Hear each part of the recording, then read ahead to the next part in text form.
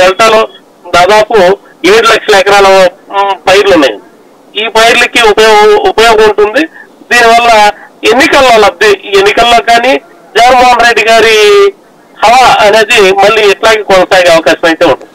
Right, final గా వెంకటరెడ్డి గారు.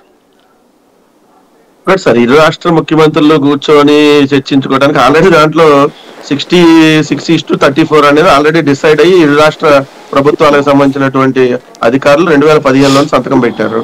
ఇప్పుడు దాన్ని మళ్ళీ చర్చించుకోవాలంటే 66:34 కాకుండా వాళ్ళు ఇప్పుడు ఏమంటారు, మాకు మా భూభాగంలో 66 ఉండాలని రివర్స్ లో అడుగుతున్నారు వాళ్ళు. తెలంగాణ ఇప్పుడు నిన్న అసెంబ్లీలో వాళ్ళు మాట్లాడేది అదే 50-50 అంటారు. ఏంది, ఎవరికి కావాలి 50-50 అంటున్నాడు ఉత్తమ్ కుమార్ రెడ్డి. ఇప్పుడు యాడ్ చర్చ జరిగింది, ఏం చేయాలి, వెళ్ళి వద్దండి మీకు 50-50 ఇస్తామని చెప్పి మనకు వచ్చిన దాన్ని వాటాన్ని వాళ్ళకి వెనక్కి ఇస్తే అప్పుడు సాటిస్ఫై అవుతారంటే అసలు చర్చ జరిగేది ఉండదు, ఇంకోటి ఉండదు. సో ఆల్రెడీ దీనికి సంబంధించి బోర్డు ఉంది. దాని ప్రకారం నిర్ణయాల ప్రకారం ఎవరి వాటా ఆల్రెడీ డిసైడ్ చేసి ఉన్నారు. ఆ వాటా ప్రకారమే కేటాయింపులు నడుస్తున్నాయి. దాని ప్రకారం ఉంది. కొత్తగా చర్చించుకునేది ఎక్కడొస్తుంది, ఏ అంశం పెండింగ్ లో వస్తుందంటే మనకు రావాల్సిన, ఇప్పుడు వాళ్ళు శ్రీశైలం దగ్గర అవసరం లేనప్పుడు కూడా విద్యుత్తును ఉత్పత్తి చేసుకొని కిందకు అనవసరంగా నీరు వదిలే దగ్గర అప్పుడు ఇరు రాష్ట్ర ప్రభుత్వాలకు సంబంధించి అధికారులు ఇక్కడ సిఎస్ అక్కడ సిఎస్ కి రాస్తాడు. ఇది కాదని పోయింది తెలంగాణ ప్రభుత్వం ఉన్నప్పుడు కూడా రాశాం. వాళ్ళు అయినా కూడా అలానే వ్యవహరించారు. కేంద్ర ప్రభుత్వం దృష్టికి తీసుకొని వెళ్ళాం.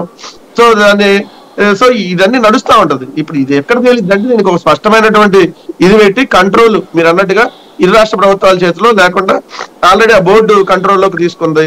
దానికి తెలంగాణ ప్రభుత్వం ఒప్పుకోవట్లా. ఆ బోర్డు గురించి తీసుకొని వాళ్ళ ఆధ్వర్యంలో ఉన్నప్పుడు ఖచ్చితంగా ఎవరైనా వినాల్సిందే కదా. ఇప్పుడు ఇద్దరి మధ్య నడుస్తుంది సార్ పంచాయతీ. ఇద్దరులో ఒకళ్ళు ఎడ్డమంటే నిజం అంటున్నారు, కాదు మాకు ఇదే కావాలంటున్నారు. ఒకళ్ళేమో కాదని మా వాటా ప్రకారం మేము ఇవ్వాలి అంటున్నారు ఒకళ్ళు. అన్నప్పుడు ఈ ఇద్దరి మధ్య ఎక్కడ సెటిల్ అయింది? ఇద్దరు ఇప్పుడు అవతల వాళ్ళు లేదు సార్ రూల్స్ ప్రకారం మీరే తీసుకోండి అంటే వర్కౌట్ అయింది. లేదు రూల్స్ కు విరుద్ధంగా మేము వెళ్తామనంటే వర్కౌట్ కాదు కదా అవతల. దాన్ని అది కూర్చొని పరిష్కరించుకునేటువంటి అన్ని దాటిపోయినాయి. ఎప్పుడు కూర్చోటాలు జగన్మోహన్ రెడ్డి గారు ముఖ్యమంత్రిగా అక్కడ ఉన్నటువంటి అప్పుడు తెలంగాణ ముఖ్యమంత్రి కేసీఆర్ గారి దగ్గరకు వచ్చి మేమే మాట్లాడి అవన్నీ అయిపోయి అవి దాటిపోయి దాంట్లో కొంత ఏదైతే విభజన చట్టాల్లో విభజనకు సంబంధించిన ఆస్తుల పంచాయతీ కొంత తేలింది. ఈ నీటి పంచాయతీ తేలేదు కాదు. కావేరీ జలాలు ఎప్పటి నుంచి నడుస్తున్నాయి సార్ తమిళనాడు కర్ణాటకకు సంబంధించి.